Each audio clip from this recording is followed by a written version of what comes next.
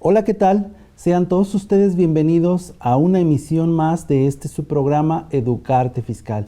Y siempre es un gusto para mí contar con presencia tan privilegiada como lo es la maestra Jessica. Jessy, ¿cómo te encuentras el día de hoy? Hola Alex, ¿qué tal? ¿Qué tal amigos de Educarte Fiscal? ¿Cómo se encuentran el día de hoy? Pues es un gusto volver a estar aquí con ustedes en esta nueva transmisión y pues bueno, muy bien Alex, ¿tú cómo has estado? Bien también, Jessy. Pues mira, si gustas, sin más preámbulo, vamos a empezar a darle. El día de hoy traemos para ustedes un tema que consideramos muy importante y se trata de paraísos fiscales. ¿Qué son los paraísos fiscales?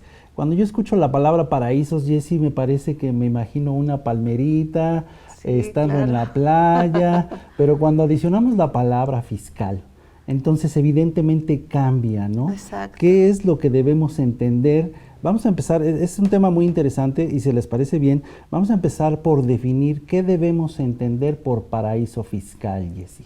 Así es, pues bueno, en efecto, esa palabra de repente la hemos escuchado en muchos lugares y decimos, bueno, pues ¿qué es el paraíso fiscal, no? Hacia dónde va dirigido. Y pues bueno, básicamente un paraíso fiscal pues lo pudiéramos definir como son aquellos lugares que tienen ciertos beneficios en cuanto a la parte de su tasa impositiva, ¿no? Efectivamente, Jessy, podríamos decir entonces que son países, territorios que tienen una baja o nula carga impositiva, ¿no? Así es. Diciéndolo en palabras simples. En México, la tasa impositiva para las personas morales que tributan en el título 2 de la Ley del Impuesto sobre la Renta es del 30%. Esa es nuestra tasa doméstica, nuestra tasa impositiva. Pero hay otras regiones, hay otros países donde la tasa de renta es inferior a ese 30%. Podría ser del 20, del 15, del 10 o incluso podría ser nula. A eso se le conoce como paraísos fiscales, aunados a ciertas características que tienen estas regiones, ¿no, Jessy? Por ejemplo, ¿cuál te viene a la mente, Jessy? Pues a lo mejor muy conocido, pues las Bahamas, pudiéramos hablar de que en las Bahamas o también Panamá, ¿no? Sí, que exactamente. son países que tienen tasas impositivas, como lo acaba de mencionar Alex, pues bajas o son zonas de tributación donde obviamente pues el impuesto es muy bajo, ¿no? Sí, vamos a partir entonces, ya definimos qué es un paraíso fiscal y hay conceptos que vienen aunados a este concepto como la ilusión y la evasión. Recordemos que la evasión no es lo mismo que ilusión. Ilusión es hacer uso de todos los medios legales a nuestro alcance para disminuir nuestra base gravable, es decir, pagar menos impuestos. Y la evasión es evadirte de una obligación que conlleva un pago. O utilizar prácticas indebidas para poder tener un impuesto bajo y obviamente en este caso pues afectar al fisco, ¿no? Exactamente. De tal forma que entonces tenemos que evasión es ilegal, elusión no es ilegal, porque la ley lo permite. Como bien lo mencionó la maestra Jessy, recordemos casos muy sonados en forma mediática como Panama Papers, ¿no? Todos lo escuchamos en las noticias. Oye, que ciertos artistas, ciertos políticos estaban en una lista donde tenían inversiones en Panamá y todos pensábamos, ¿y exactamente qué? O sea, ¿eso los hace delincuentes? No, claro. Evidentemente no son delincuentes porque están haciendo uso de las prácticas legales que tenemos a nuestro alcance. Entonces, hay que distinguir, amable auditorio, que el invertir en paraísos fiscales no necesariamente constituye un delito. Y no estamos hablando de cosas de lavado de dinero, eso ya es otra cosa, de cuestiones de narcotráfico, no. Aquella persona, persona de a pie que tiene cierta cantidad de ingresos y le preguntan, Jessy, esa pregunta se las hago a mis clientes. A ver, imagina que tú tienes un importe de 10 millones de pesos y quieres invertirlo. Aquí en México vas a tener que pagar una tasa del 30%. Claro. Pero si te vas a otro país a invertir, probablemente pagues una tasa de impuestos del 20% o del 15%. Entonces, ¿quién en su sano juicio diría, no, pues yo sí me quedo a pagar el 30%, ¿no, Jessy? Sí, no, por supuesto. Entonces, todos nos dicen, vámonos al país donde tiene una tasa impositiva baja y pues bueno, ahí me va a convenir, ¿no? Entonces. Exactamente, ese es el punto al que queremos llegar. Cuando hablamos de paraísos fiscales, necesariamente estamos hablando de una estrategia fiscal. ¿Estrategia para qué? Para disminuir la base tributaria y pagar un impuesto menor. Y es aquí, Jessy, donde entra el SAT y dice, a ver, chaparritos, todos aquellos que se vayan a un paraíso fiscal y la ley lo conoce, bueno, nosotros en la cotidianidad lo conocemos como REFIPRES, regímenes fiscales preferentes. Se conocen como aquellos países que tienen una tasa, como ya lo mencionamos, inferior. Y es el artículo 176 de la Ley del Impuesto sobre la Renta el que nos indica ciertas acciones que debemos de considerar para ser considerados o no REFIPRES. Por ejemplo, el tercer párrafo del 176 nos indica que serán considerados REFIPRES aquellos países, aquellas regiones donde la tasa del impuesto sobre la renta sea inferior en un 75% a nuestra tasa doméstica. En español, ¿qué queremos decir con esto? A ver, nuestra tasa doméstica es del 30%. Si tú en un REFIPRE, en otro país, tienes una tasa inferior al 70% y este 70% estaríamos hablando del 22.5%. Es decir, si tú vas a pagar una tasa de renta en otro país inferior al 22.5%, entonces ya está sujeto a REFIPRES. Así de simple. Así es. ¿No, Jessy? Sí, y yo creo que también es importante mencionar para que nos puedan entender un poquito mejor cómo funcionan esos paraísos fiscales, Alex, en otro país. O sea, cuál es la finalidad, cómo funcionan en cuanto a su estructura, toda esta parte. Vamos, ¿no? como dijo Jack el Destripador, vámonos por partes. Partiendo, a ver, el ejemplo que me viene a la cabeza, Estados Unidos. Todo mundo sabe, o si no lo saben, se los comunico, la tasa de renta de Estados Unidos es del 21%, pero esa es una tasa federal. Ciertos estados que conforman la Unión Americana tienen diferentes tasas estatales que van desde el 1% hasta el 16%. Luego entonces, a efecto de determinar una tasa efectiva, el SAT, mediante su sección de preguntas y respuestas, porque no viene establecido ni en resolución, ni bien establecido en ley, ni en reglamento, nos indica que debemos de identificar esa tasa efectiva sumando el impuesto federal, que es del 21%, más el impuesto estatal del estado en el que esté tributando, y así podemos determinar esa tasa efectiva. Evidentemente es perfectible, pero creo que tiene cierta lógica en el sentido de armonizar las ideas a nivel de renta, ¿no? Porque evidentemente el SAT lo que pretende es, tiene ciertos tratados internacionales, en donde lo que predomina es el de intercambio de información. Estos paraísos fiscales, una de sus principales características es precisamente que no permiten ese intercambio de información. Entonces, aunado a esto, la autoridad toma ciertas acciones a efecto de acotar y regular y de sobre todo mantenerse informado. Veremos más adelante cuáles son las repercusiones en caso de que no cumplamos con las informaciones. Pero vamos a partir por uno de los primeros actos que determina la autoridad. El artículo 28 fracción 23, evidentemente, lo recordaremos, nos habla de los no deducibles. Jessy, ¿podrías hacerme favor de leer para nuestro auditorio qué nos enmarca el artículo 28, fracción 23, si eres tan amable? Sí, Alex.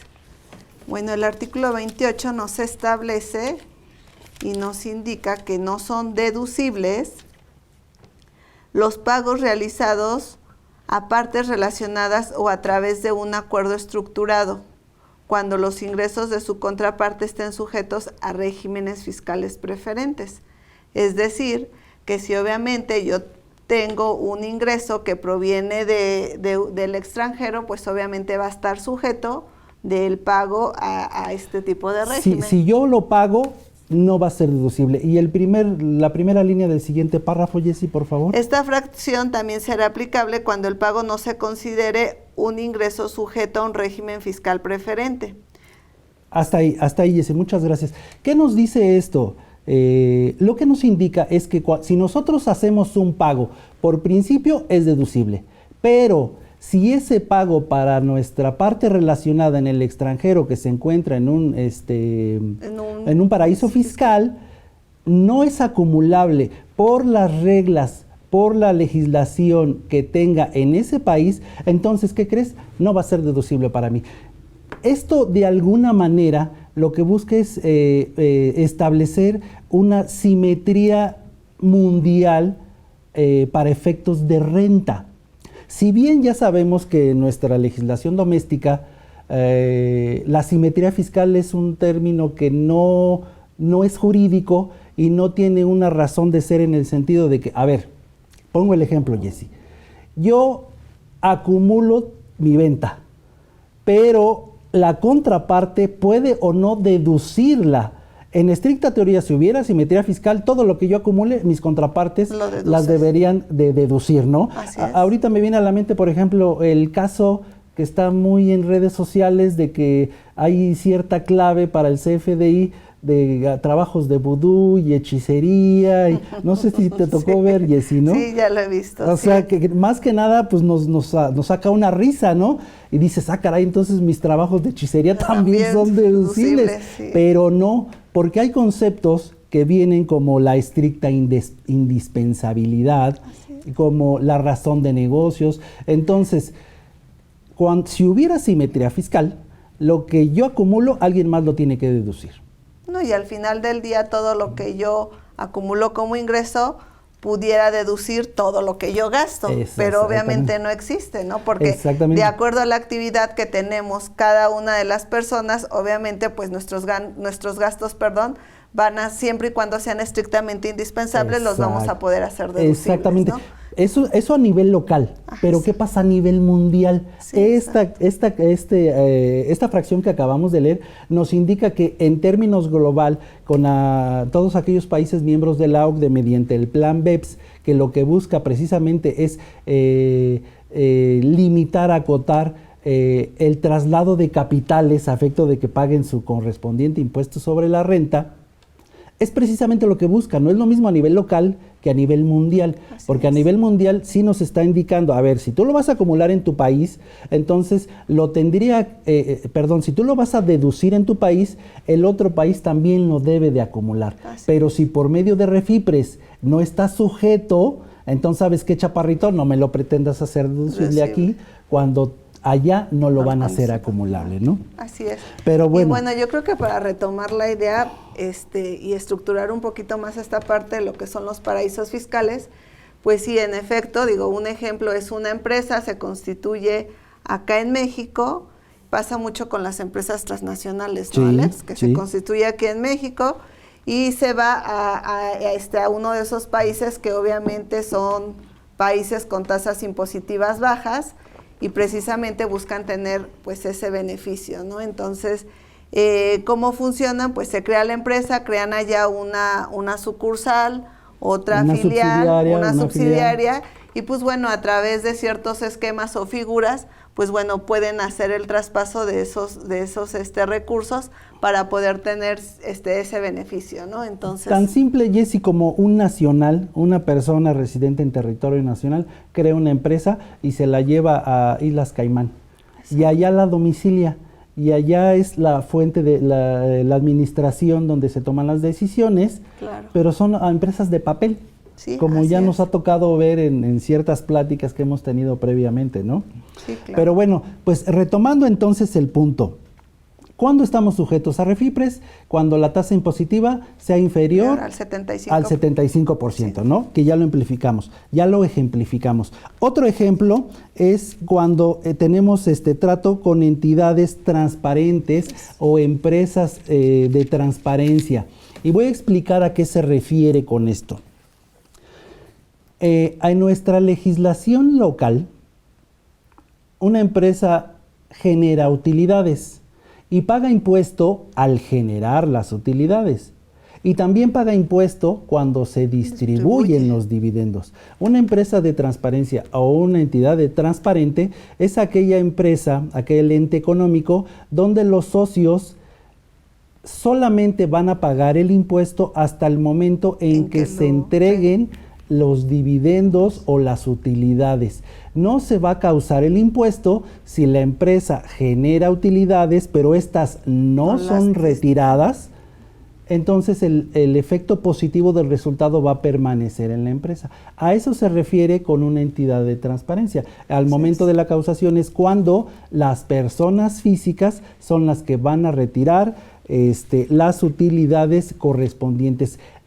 Tal vez pudiéramos, si quisiéramos hacer una analogía con nuestras sociedades civiles, porque no digo que sea lo mismo, sino que si quisiéramos hacer más o menos una símil, pues eso sería lo que más se le parecería, ¿no? Evidentemente, la sociedad civil va a pagar los impuestos, aunque no los distribuya, y después los va a pagar cuando se distribuyan el remanente distribuible, ¿no? Entonces, esas son unas formas en las que estamos sujetos a refipres. También hay otros casos en la cual el artículo 176 de la Ley del Impuesto sobre la Renta nos indica que no son refipres. A ver, evidentemente, en un ámbito globalizado, todas las empresas lo que desean es crecer. Y a lo mejor ponen una planta en México y luego ponen una en Sudamérica y luego ponen otra en el norte de América y luego brincan el charco y ya se van a Europa, se van a Asia. Y por azares del destino, pues a lo mejor necesitan crear una empresa subsidiaria en las Bahamas.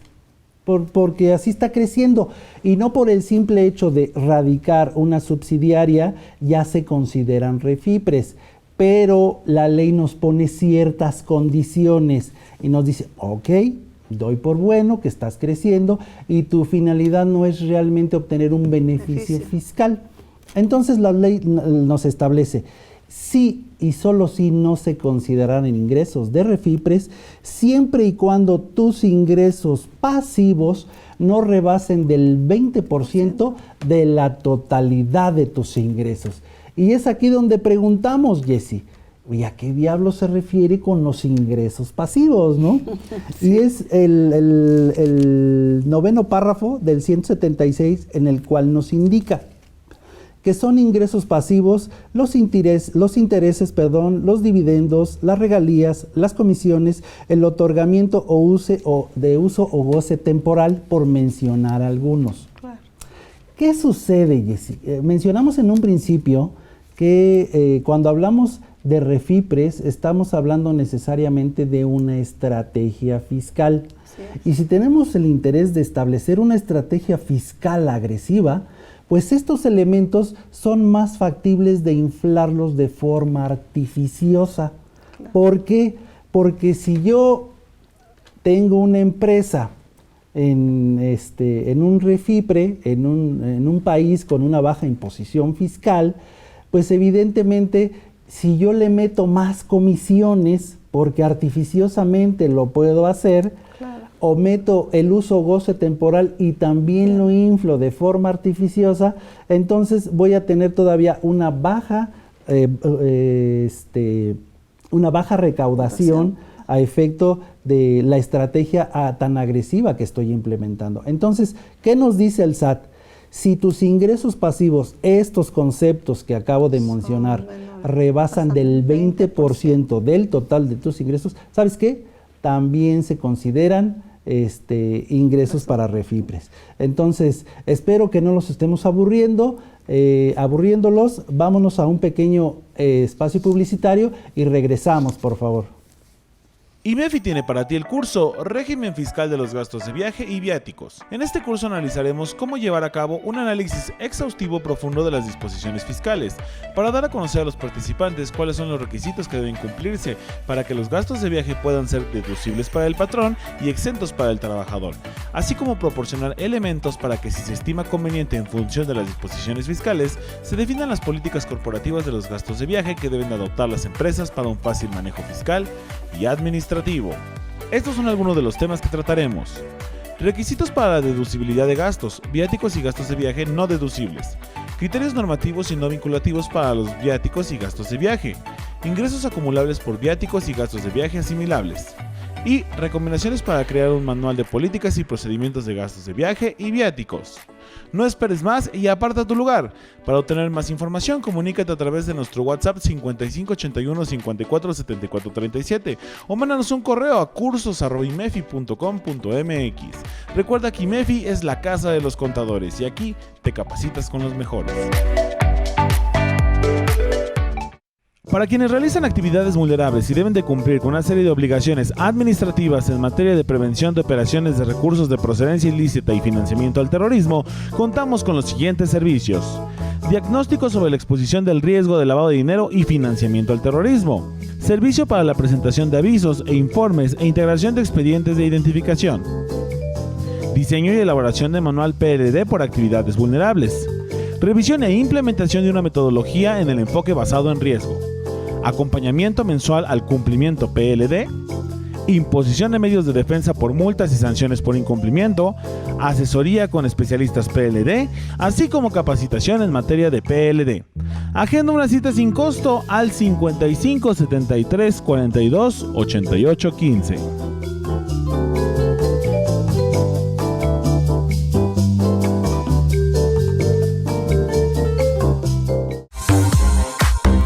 Capacítate todo el año con nuestra póliza de capacitación IMEFI. Mantente actualizado en las áreas de contabilidad electrónica, nómina, seguridad social, fiscal y PLD. Estos son los beneficios que obtienes al adquirir nuestra póliza de capacitación. Acceso a 12 consultas con expertos en las áreas mencionadas. Acceso a la videoteca, donde encontrarás más de 50 cursos grabados en alta definición con temas actuales. Descarga de material de cada uno de los cursos. Acceso a todos los cursos en línea en vivo. Acceso a nuestro canal IMEFI exclusivo para todos nuestros alumnos sin cortes comerciales. Recuerda que tu póliza tiene una duración de 365 días a partir de la fecha en que la adquieres. Para mayor información, comunícate a través de nuestro WhatsApp 5581 54 74 37 o mándanos un correo a cursos@imefi.com.mx. Recuerda que IMEFI es la casa de los contadores y aquí te capacitas con los mejores. Bueno, ya estamos aquí de regreso, continuando con esta plática en base a los paraísos fiscales que nuestra legislación lo considera Refipres. ¿Qué comentarios te vienen a la mente, Jessy? Bueno, pues para retomar el tema, pues en efecto, ya comentó Alex varias cuestiones. ¿Qué podemos entender por paraísos fiscales? Pues son aquellas zonas donde obviamente la tasa impositiva es baja y bueno, o en algunos casos hasta puede ser nula, ¿no? Entonces, pudiéramos definir esta parte o que quede bien definida que es un paraíso fiscal. Por el otro lado, pues bueno, hay ciertas características que tienen estas empresas que se crean en estos paraísos fiscales, ¿no? Son empresas, como lo habíamos mencionado, Alex, que son empresas de papel, o sea, no existen más que en papel. ¿Por qué? Porque ahí solamente se van a registrar las personas que obviamente pues van a constituir en esa empresa. Muchas veces pues ahí existen hasta prestanombres, ¿no? Que les... Eso podríamos definirlo como malas prácticas, ¿no? Ajá, exactamente. Otro lado, pues obviamente no tienen trabajadores, digo, porque pues está tanto la parte de lo que es, como acaba de mencionar Alex, lo que es una mala práctica de tener un paraíso fiscal y a lo mejor pues hacer la parte de lo que corresponde a una elusión, basándote con todo lo que existe dentro de la ley para poder ejecutar o llevar a cabo esta figura del paraíso fiscal, ¿no? Y pues bueno, otra de las características que tienen estos paraísos fiscales, pues es que de alguna manera también el gobierno en donde se constituyen estos paraísos fiscales, pues es que nunca van a poder proporcionar porque existe cierta confidencialidad. Entonces es muy difícil que a lo mejor ellos proporcionen información pues a los otros países, ¿no? Entonces de alguna manera estos paraísos fiscales se crean con esa finalidad o lo que buscan pues de alguna manera pues es tener una reducción o un beneficio, ¿no? Aplicando estos paraísos fiscales, ¿no, Alex? Sí, efectivamente, Jessy. Hay que puntualizar que si bien ya lo hemos enunciado, cuando hablamos de paraísos fiscales hablamos de estrategia fiscal. Pero no todos los países tienen la misma finalidad para esta estrategia fiscal. Claro. Y aquí traigo en mis notas unos ejemplos que quiero compartir con ustedes, porque evidentemente si la intención es una estrategia fiscal, debemos de revisar lo que el SAT denomina una lista negra de todos los países, países o regiones que se consideran paraísos fiscales. Pero retomando el ejemplo del principio, donde hablamos de Panama Papers, porque fue muy mediático, porque habían artistas, porque habían políticos. Quiero compartir con ustedes las características de Panamá como paraíso fiscal. En Panamá solo se aplican impuestos para los ingresos generados en el país. Miren, partiendo de ahí, o sea que aquellas empresas que se domicilian en el país, dado que no se están generando en el país, en los ingresos, pues entonces no tendrían que pagar impuestos, ¿no? Exacto. Los depósitos de los bancos extranjeros están libres no solo de fiscalidad, sino de cualquier tipo de control. De ahí que políticos, artistas digan, no, pues oye, yo tengo aquí una lana y no quiero que se entere mi ex, por ejemplo, ¿no? Sí. Pues allá lo deposito. Las compañías disfrutan del anonimato y no tienen obligación alguna de informar sobre sus transacciones exteriores. O sea, vean que Panamá lo recibe con sus brazos abiertos, ¿no? Y que es una de las características, ¿no?, del paraíso fiscal, que existe la confidencialidad y obviamente pues eso les va a permitir pues ahora sí que hacerlo libremente, ¿no? Sí, efectivamente. Por ejemplo, hablando de Panamá, hablando de Islas Caimanes, ni un peso tienen que pagar quienes escogen estas islas como base de sus negocios de inversiones. Por eso no es de extrañar que las tres islas acojan 544 bancos con unos 420 mil millones de dólares en depósitos. O sea, vean pues cómo este concepto está al alcance. Evidentemente son empresas multinacionales que con grandes capitales pretenden disminuir su base gravable cuando estamos hablando de N cantidad de números, ¿verdad? Sí, o sea, son cantidades capitales muy fuertes. Pero estos mecanismos están a disposición de todos los contribuyentes de a pie que mencionamos, ¿no? Sí. O sea, es evidente que el SAT pretende con sus medidas de fiscalización tener un control sobre aquella información que necesita recabar. Y es aquí donde el artículo, hay más causales por las cuales no se consideran refipres, pero eso ya será motivo de otra plática. Ahorita lo que queremos dar es una plática general para que se comprenda cuál es el concepto de paraísos fiscales y refipres. Es el artículo 178, el cual nos indica: los contribuyentes de este título, además de las obligaciones establecidas en otros artículos de esta ley, deberán presentar en el mes de febrero de cada año ante las oficinas autorizadas declaración informativa sobre los ingresos que hayan generado o generen en el ejercicio inmediato anterior. A primera vista, Jessy, pensaríamos, pues es una informativa más que se debe de cumplir, pero aguas, porque ese es el punto medular de las personas que tributan como refipres. Y vámonos ahí. La pregunta sería, oye, si no la presento, ¿hay alguna sanción económica?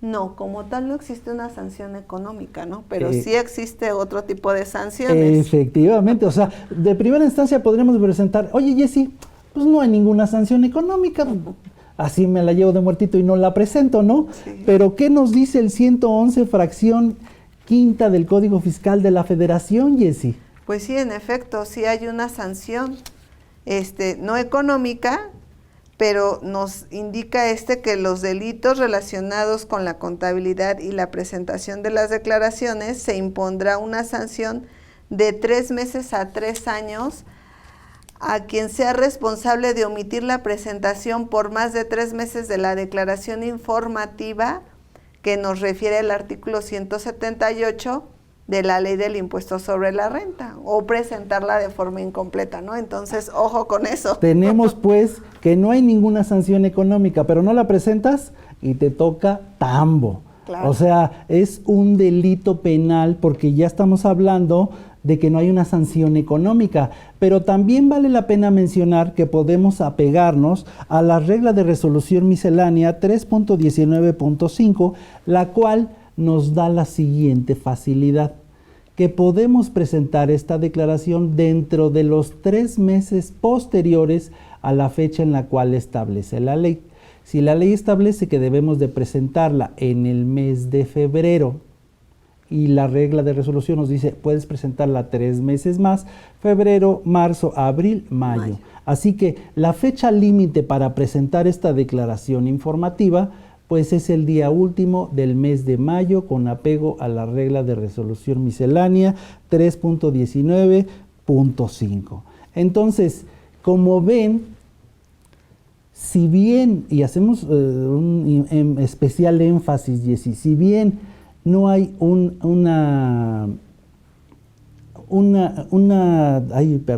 Y además, bueno, lo que finalmente está buscando ahorita la autoridad con todo esto, pues es de alguna manera tener un control y tener de acuerdo a todo esto, pues una limitación para que obviamente pues estas empresas o los capitales pues no se vayan a otro lado, ¿no? Sino que la inversión se mantenga dentro del país, que al final del día, digo, pues con todos estos paraísos fiscales que existen en todo el mundo, pues obviamente muchas empresas pues lo que buscan es tener pues beneficios, ¿no, Alex? Entonces, sí.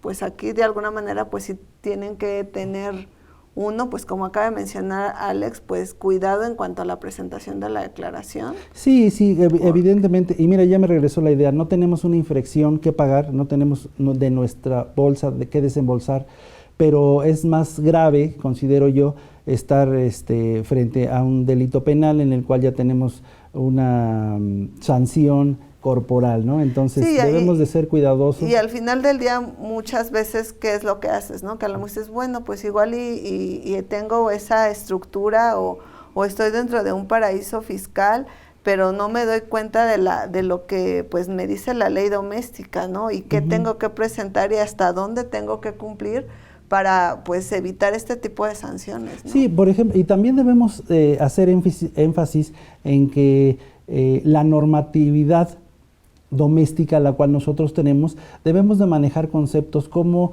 materialidad, razón de negocios, estricta indispensabilidad. O sea, cuando estamos hablando de que de alguna manera artificiosa nosotros queremos disminuir la base gravable, ya sea de refipres o no, o sea, eso es otra cuestión. Siempre debemos de ser cautos de estar de la mano de lo que establece nuestra legislación para no tener probables o futuras consecuencias, ¿no? Recordemos que ahorita la contabilidad electrónica precisamente nos lleva a años luz a lo que era la contabilidad hace apenas pues, el año pasado, ¿no? Sí, bueno, claro. No el año pasado, hace 2, 3 años, a nosotros ya nos tocó vivir el milenio pasado, Sí. Entonces es muy diferente la contabilidad de aquel entonces cuando había impresores fiscales autorizados, Sí, claro. que ahorita tenemos que emitir el CFDI correspondiente. Entonces, con esto lo que queremos decirles es englobar más o menos de una manera muy general ¿Cuál es el manejo de los refipres? No, y que por ahí yo escuchaba de repente, ¿no? Que dicen, bueno, es que las grandes empresas o los grandes corporativos utilizan este tipo de figuras, ¿no? Los paraísos fiscales.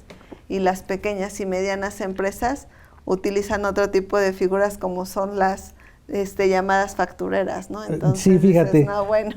Que de todas maneras no es lo mismo, porque las factureras es algo ilegal. Sí, pero por ejemplo aquí pudiéramos hablar de la parte de esos paraísos fiscales que, como dices, no hay trabajadores, no existe nada. Tienen toda la finalidad artificiosa de crear una empresa con la finalidad de tener un beneficio fiscal, ¿no? Exactamente. Entonces, bueno, pues esta es parte. Aquí tenemos, por ejemplo, otros ejemplos, porque hay muchos. Están Islas Caimán, está República de Panamá, está Suiza, están las Bermudas, Islas Vírgenes, Holanda. Por ejemplo, Suiza, su estatus de país favorable para las operaciones financieras parte de su hermetismo bancario y la total ausencia en el control de cambios. Es decir, si tú inviertes en Suiza, no va a haber poder humano que logre identificar qué operaciones estás teniendo, ¿no? Entonces, creo que de alguna manera los países que no son paraísos fiscales se ven en cierto problema de establecer la normatividad a efectos de allegarse de la información, ¿no? Sí, ¿no? Y al final del día, pues obviamente lo que buscan es mantener también, pues que se quede la inversión en el país, ¿no? Porque pues esas grandes cantidades, pues obviamente el que se vayan, pues cuánto nos representan, ¿no? Para el país. Entonces, pues realmente, pues sí está, no, sabemos que es algo que es legal, pero pues sí también el gobierno, pues lo que busca es que se mantenga la inversión, ¿no? Porque también creo que en cierto momento hubo muchos medios informativos donde hablaban de la parte de que pues regresara la inversión al país, que no les iban a cobrar y una serie de cuestiones, ¿no? Donde pues obviamente lo que busca el país es que la inversión regrese y que no se vayan a precisamente esos paraísos fiscales, ¿no? Bueno, pues siempre este tipo de temas nos termina apasionando mucho y no queremos alargarnos más con el programa. Jessy, ¿cuáles son tus comentarios finales? Amigos de Educarte Fiscal, pues bueno, fue un gusto volver a estar aquí con ustedes y pues tomen en consideración todos los puntos que tuvimos en esta charla. Es importante contemplar, pues como ya lo habíamos mencionado, que dentro de la ley doméstica pues existe la parte de lo que son los refipres, entonces es importante contemplarlo a efecto de pues dar cumplimiento a esas informativas y evitar una sanción por parte de la autoridad. Entonces, pues bueno, por mi parte es todo y pues nos vemos en la próxima transmisión. Tus datos de contacto, Jessy, por favor. Mi nombre es Jessica García y a mí me encuentran en contadores@ggm.com.mx. Bueno, pues para mí también siempre es un gusto compartir con ustedes este tipo de temas. Sé que para algunos de ustedes, espero que para todos sea de utilidad y lo logren aplicar, ya sea en sus empresas o con sus clientes. O para ustedes mismos.